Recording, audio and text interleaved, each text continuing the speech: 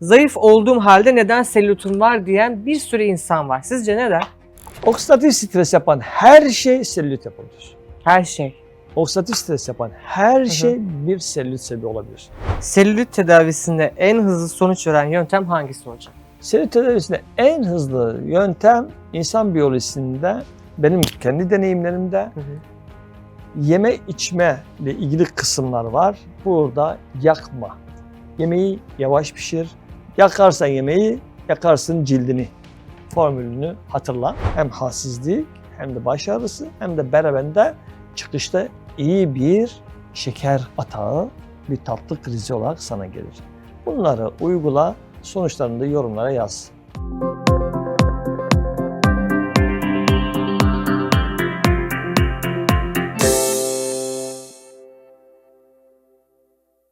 Zayıf olduğum halde neden selülitim var diyen bir sürü insan var. Sizce neden?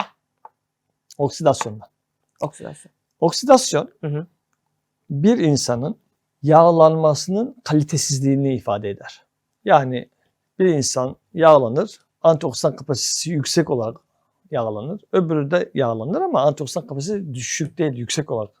İkisi aslında büyük bir selülit farkı olur. Selülit aslında bir oksidasyon reaksiyonunun yansımasıdır arkadaşlar.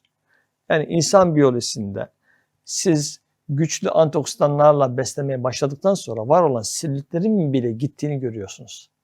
Dolayısıyla burada tartışmasız bir oksidatif stres vardır. Oksidatif stresin kaynağını bana sor. Söyleyeyim sana. Yemek pişirirken en değerli yağları, soğanları kavurmak uğruna yaktığınızdandır. Ay çekirdek yerken o sohbetlerde aldığınız kavrulmuş ay çekirdeklerinin oksidatif stresidir. Kabak çekirdeğinin kavrulmasıdır. Kavrulmuş bademdir, kavrulmuş fındıktır.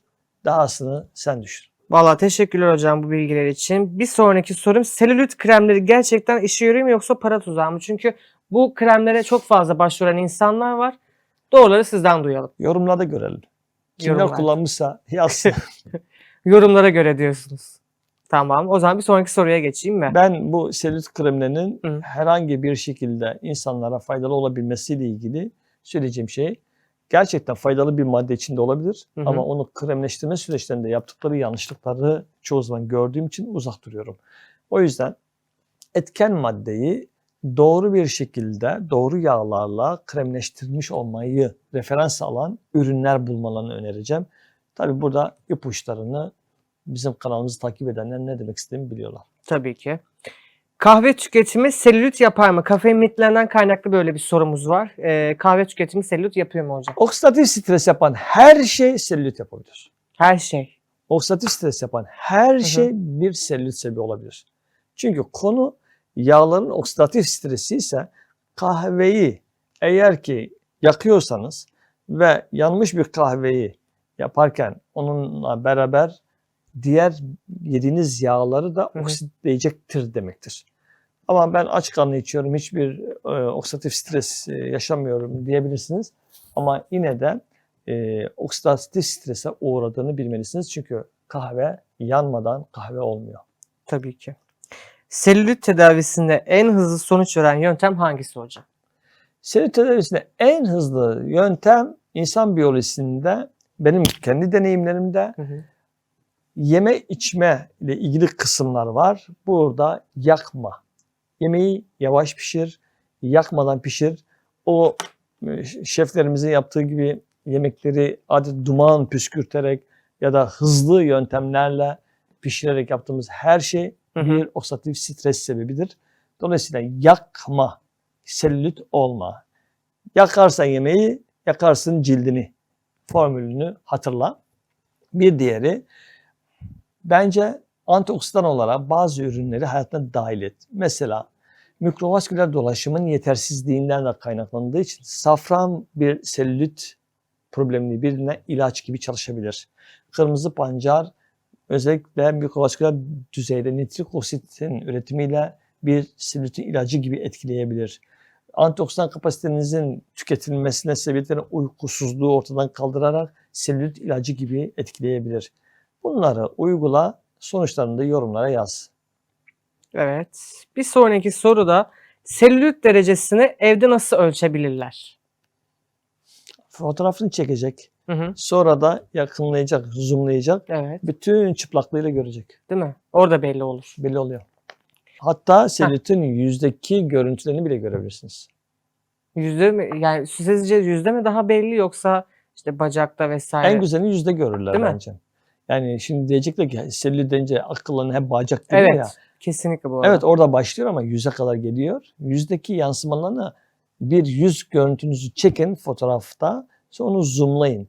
Sonra bu söylediğim besleme programlarıyla ilerleyin. 2 hafta sonra tekrar yüzünüzü fotoğrafını çekin. Tekrar zoomlayın. Farkı göreceksiniz. Hocam şekeri bırakırsak şimdi bu şeker üzerine birkaç soru soracağım size. İlk 24 saatte vücutta neler değişir şekeri bırakırsak? Şekeri bırakırsanız ilk 24 saat içerisinde neler olur? Hı hı. Şekersiz 24 saat demek, otofaji demek. Otofajiye girecek bir garanti veriyorsunuz. Çünkü insanın şeker kaynakları maksimum yani 6-8 saat sonra tükenir. Dolayısıyla geriye kalan zaman diliminde enerji sisteminin kendine yeni bir kaynak bulma ihtiyacı var. Bulacak kaynaklar iki türlüdür. Ya yağdan bulur ya da proteinden bulur. Proteinden verirse, yani proteinden bulursa çok hızlı kilo verirsiniz. Yağdan verirse yavaş kilo verirsiniz. Yağdan verebilmeniz için oksijen lazım. Daha fazla oksijen lazım. Emek gerekir. Daha çok emek gerekir. Yağdan vermek için hareket gerekir, talep gerekir.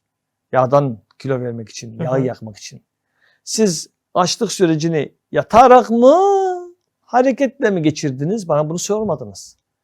Eğer ki yatarak geçiriyorsanız bunun anlamı daha az oksijen demek. Daha az kas hareketi demek, daha çok kas yakmak demek. Hareket ve oksijenin bolluğu kasları koruma sigortası gibi çalışır. Hareket yetersizse bu kasları yakabilirsin demektir. Vücut basit kurallarla çalışır. Kolayı seçer. Kolay sistemleri kullanır. Ortada oksijen yok, hareket de yok. Kasa da ihtiyaç yok diyen bir emir gelir.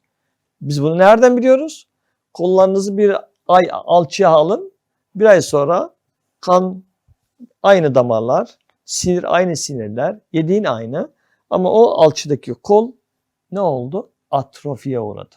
Yani vücut dedi ki buna ihtiyaç yok. O zaman yak gitsin. Harcadı bitti. Kimi harcadı? Kasları harcadı. Yani 24 saatlik açlık yaptığın zaman 24 saatlik açlığın sonunda vücudunun neye enerji kaynağı olarak karar vereceğini senin davranışların belirleyecek. Beni dinleyecek olsaydın 24 saat boyunca ben sıfır şekerle besleneyim demek yerine ben bu 24 saati neden daha güçlü bir beden inşa etmeyeyim? Daha güçlü bir beden inşa etmek istiyorum. Tamam, yine şeker yemeyeceğim. Ama bu sefer yağları da iyi kullandıracağım. Yağları yaktıracağım. O zaman termojenik uyarılara ihtiyaç var. Vücudun termojenik uyarıları basittir.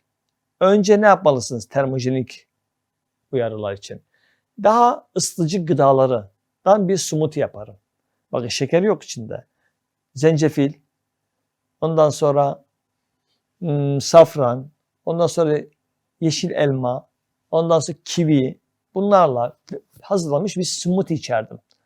Dikkat ederseniz bunların her biri bağırsağı temizler, kanda vücut ısısını artırır, mitokondriyal sistemi uyarır, içine bir miktar sirke koyarsanız daha da uyarır, birazcık kaya tuzu koyarsanız daha da uyarır. Uyarır da uyarır. Bakın vücut nereye yönlendi? Yağlara yönlendi. İşte o zaman vücut enerji sisteminin kaynağını bulmaya başladığında, yağları yakmaya başladığında senin 24 saatlik sürecin bir detoksa, bir gençleşmeye, bir atıkları temizlemeye başlarsın. Bundan mutlu olursun. Teşekkür ederiz hocam. Peki tatlı krizleri neden oluşur? Mesela ben ansızın bir tatlı krizine giriyorum ya da gece aniden kalkıp tatlı yiyorum. Bunun nedeni ne? Senin böyle ansızın bir banka kredisine ihtiyacın oldu mu hiç? Bazen oluyor. Bir insanın tatlı krizleri bir tüccarın, esnafın para krizine benzer. Hı hı. Yani anlık bir harcama kalemin var ve o harcama kalemine yetişemeyen bir rıdvan var. Hı hı. O rıdvan enerji kaynağını akut ve çabuk bulmak için tatlı krizi dediğimiz tabloya dönüşür. Yani biyoloji tesadüfi bir kurallar manzumesi değildir. Gerçekçi sebeplerle çalışır. Senin yediğin öğünlerde muhtemelen şekeri aşırı düşüren bir şeyler yemişsindir. Evet. Bu tatlı krizi yapabilir. Doğru. Örneğin bunlardan birisi balıktır. Balık metabolizması esnasında karbonhidrata ihtiyaç duyar. Ve bu karbonhidratı bulamadığında ve o anda proteinleri yıkıp onları da şekere dönüştüremediğinde bir tatlı krizi olayını yaşatır sana. Örneğin iyi bir egzersiz yaptın Hı hı. ama egzersizi oksijensiz ortamda yaptın. O zaman yağların yakılması egzersize eşlik etmeyeceğinden karbonhidrat kaynaklarını tüketir.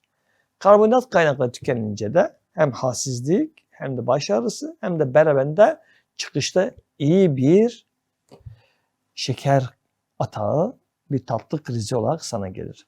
Hı hı. Bir enfeksiyon geçiriyorsun. Enfeksiyon ciddi bir enerji tüketimi gerçekleştiriyor. Ve bu enerji tüketiminin getirdiği açığı nereden kapatacak? Vücudun kendi aslında ateşli hastalıklarda bunu pek görmeyeceksiniz. Ateşli hastalıklarda vücut yağları yakabiliyor çünkü. Ama ateşli olmayan yavaş enfeksiyonlarda sizin sürekli bir tatlı ihtiyacı karşınıza çıkabilir. Dolayısıyla siz tatlı krizi yaşıyorsanız bunların hangisinden kaynaklandığını anlamaya çalışın.